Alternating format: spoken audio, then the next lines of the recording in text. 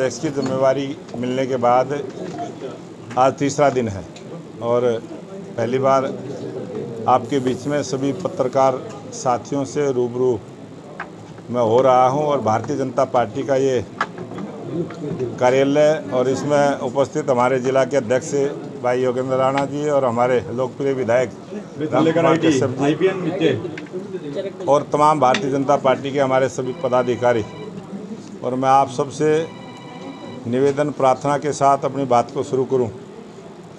आज जिस प्रकार से भारतीय जनता पार्टी को लगातार हरियाणा प्रदेश में लगभग 9.5 वर्ष से ऊपर का समय हो गया और जिस प्रकार का साफ सुथरा शासन प्रशासन दिया है और जिस प्रकार से आज भारतीय जनता पार्टी के लाखों कार्यकर्ता सेवा ही संगठन के मूल मंत्र को लेके सरकार की जन कल्याण की नीतियाँ, गरीब कल्याण की नीतियाँ गरीब के घर तक पहुँचे, इस प्रकार से काम करने में लगे हैं। और आज उसी प्रकार की एक बैठक मंडल प्रवास योजना, जो किसी को सरकारी लाभ नहीं मिला उसको भी दिलवाने का काम करेंगे, जिसको सरकार की जन कल्याण की नीतियों का जानकारी नहीं है उसको भी हम देने का काम करेंगे, क्योंकि सरकारी स्तर पर भी जन कल्याण की नीतियों को प्रचार और प्रसार सरकार के माध्यम से होता है।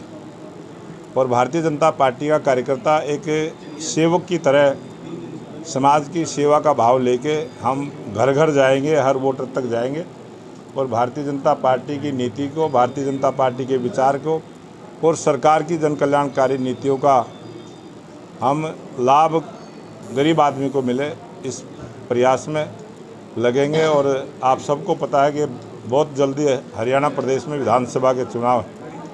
हरियाणा प्रदेश में तीसरी बार भारतीय जनता पार्टी की स्पष्ट बहुमत की सरकार बने और मैं जनता से निवेदन करूंगा कि जिस प्रकार से पीछे हमने 4.5 वर्ष तक गठबंधन के साथ सरकार चलाने का जो हमारा अनुभव रहा है, हम इस प्रयास में लगेंगे कि हरियाणा प्रदेश की जनता स्पष्ट बहुमत की सरकार नायब सिंह सैनी जी के नेतृत्व में बना के हरियाणा प्रदेश में तीसरी बार भारतीय जनता पार्टी की सरकार को आशीर्वाद दें, इसी काम में हम लगे।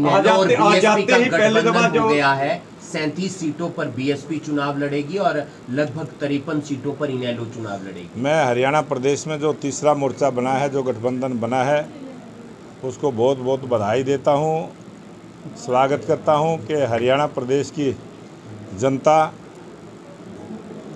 उनको किस प्रकार का प्यार आशीर्वाद देगी जब वो जनता के बीच में जाएंगे, जनता से मिलेंगे।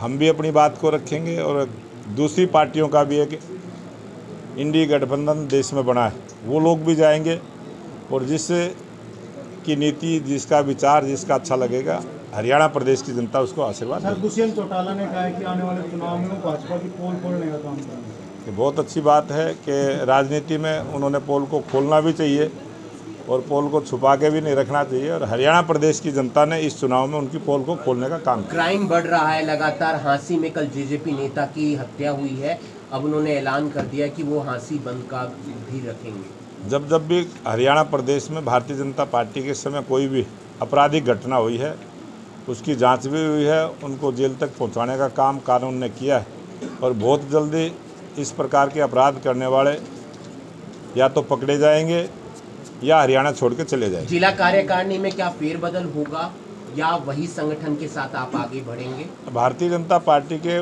बहुत सारे लाखों कार्यकर्ता हैं जो काम करते हैं और लगभग 20-25% नए कार्यकर्ताओं को भी मौका मिलता है, बाकी वही कार्यकर्ता काम करते हैं। आज सोनीपत में जो मेयर थे उन्होंने ज्वाइन कर रहे हैं बीजेपी, पहले दिन आते ही अपने जिले में।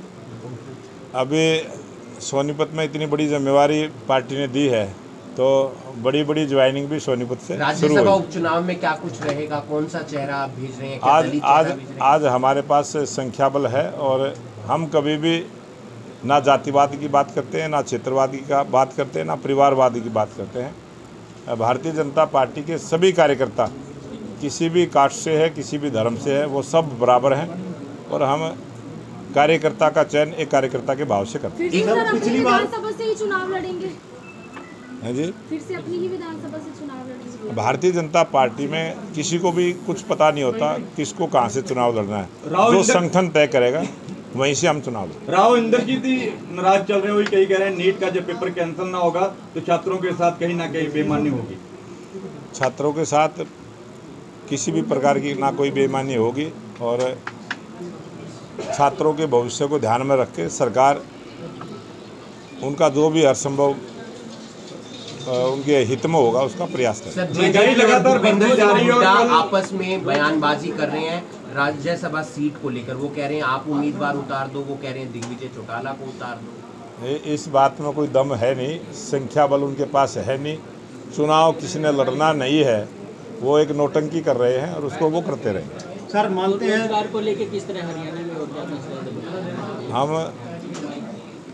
रोजगार देने का काम हमारी सरकार ने किया है और आज तक जितनी भी हरियाणा प्रदेश में सरकारें रही सबसे ज़्यादा रोजगार भारतीय जनता पार्टी की सरकार ने दिया है और आगे भी सभी बेरोजगारों को रोजगार भत्ता देने की जो बात है सबसे ज़्यादा हमने दिया है और उसको हम देते रहेंगे। सर सरपंचों को खुश जरूर किया गया लेकिन अभी भी एक एसोसिएशन है जो विरोध में है। कुछ लोग जो है वो विरोध के लिए विरोध करते हैं और वो एक लोकतंत्र में राजनीति में इस प्रकार का चलता है। टमाटर 80 के आसपास पहुंच गए हैं, महंगाई बढ़ रही है। महंगाई कहीं भी नहीं है और महंगाई की मार गरीब पर ना पड़े इस प्रकार की नीति हमारी सरकार ने बनाई और बनाएगी।